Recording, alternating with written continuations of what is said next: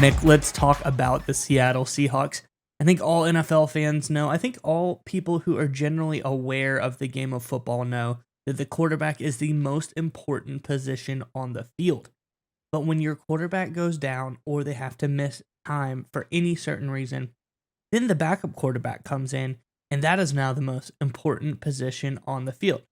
If that guy goes down, your third quarterback option is now, again, the most important person on the field. So it's important to have a stable of quarterbacks in the NFL that you feel confident in taking the field, that they can go out and do some stuff. And I think the Seattle Seahawks have just signed a new quarterback option that is very intriguing for this Seahawks team. Let's get into the article and we can talk about it more on the other side. This is from Oregon Live. It says the Seattle Seahawks were looking at a third quarterback to their roster, and they finally found one. The Seahawks signed PJ Walker, according to a report from the NFL Network's Ian Rappaport. The NFL now has allowed a third quarterback to be available during games, meaning Walker will be the team's emergency option in case starter Geno Smith and backup Sam Howell are injured. And yes, it does happen. It's happened a few times this past season as well. I think this is a great move by the Seahawks.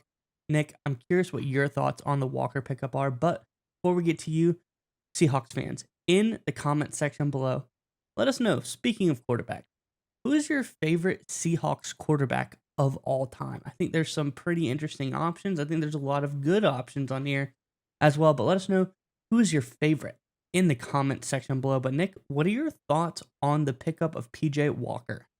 Yeah, I think it's one of these under the radar moves that doesn't get a lot of attention when it happens. But if disaster does strike, like you alluded to, it always seems to.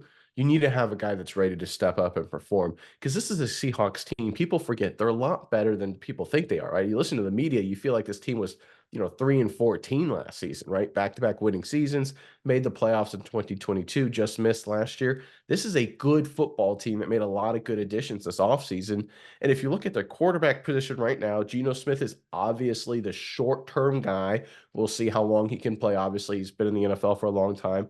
Sam Howell's a developmental guy, which there's a lot to like with Howell, but then again, he did lead the league in picks last year, and he did get absolutely pummeled last year playing for Washington. He got sacked 65 times, right? And so you're dealing with a quarterback situation with those two being your number one and number two, not exactly known for being potentially the most, stable in terms of injury prevention. Geno Smith missed some time last season. Of course, he's getting older every year. Sam Howell has to be feeling some of the aftershocks after getting absolutely blasted playing for Washington last year. So if you're going to have an emergency quarterback, you need a guy who stepped up in big moments. And PJ Walker, while not a perfect quarterback by any means, there's a reason he's available, is known as a guy who could step up in those moments. This is a guy who beat the San Francisco 49ers last year, 19-17, playing for the Cleveland Browns, and he actually almost beat Seahawks fans. I'm sure you'll remember this. He actually almost beat the Seahawks. There was a deflected interception. I'm sure you guys remember it late in the game that kind of tilted the tide there. Otherwise, the Browns may have beaten Seattle there as well. PJ Walker also beat the Indianapolis Colts, a team that just missed out on the NFL postseason. So Walker's a guy who can come in there if you've got a good team like Cleveland did roster-wise, like Seattle does roster-wise, and can give you a few games if needed, the ability to win those games. And I think this is why it's such a smart move. So many teams, I don't really understand it, right? If you have a starting quarterback, if you have your backup developmental guy, a lot of teams will then just throw an undrafted free agent as your number three quarterback or something like that. And it seems like the stupidest thing in the world, right? It's one thing to throw him on your practice squad to develop that undrafted free agent quarterback.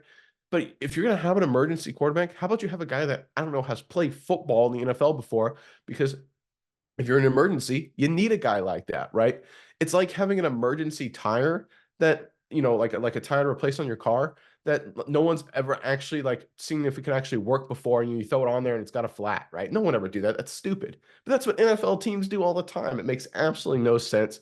Credit to the Seattle Seahawks for actually taking a smart approach here. I love this addition here. Plus, he's a good locker room guy. He's a good glue guy, good culture guy across the entire way. Under the radar move here by the Seattle Seahawks.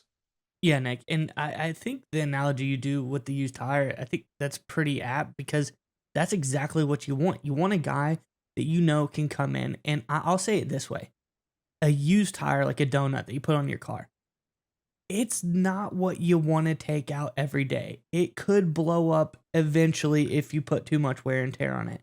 but it also gets things done as well. And I think that's what PJ Walker can do. This is a guy that if you leave him in for too long, he'll probably throw 5 picks. It's happened before. It is very possible. But this is also a guy that if you let him cook for a minute, he is very dangerous. He throws 58-yard bombs on people, like you alluded to against the 49ers. He had a 58-yard completion. This is a guy who can come out here and absolutely just chuck the football and make stuff happen. Like I said, sometimes bad things come out of it, but when you're down to your third quarterback, it feels like when you see things like this happen, like you said, you put in some undrafted free agent, you have to run some base vanilla offense. The offense is not dynamic anymore whatsoever. You're just trying to limp by through the game. When you put PJ Walker in, this is a guy who can make some things happen. He's an exciting player. He is never going to challenge you for your starting quarterback spot.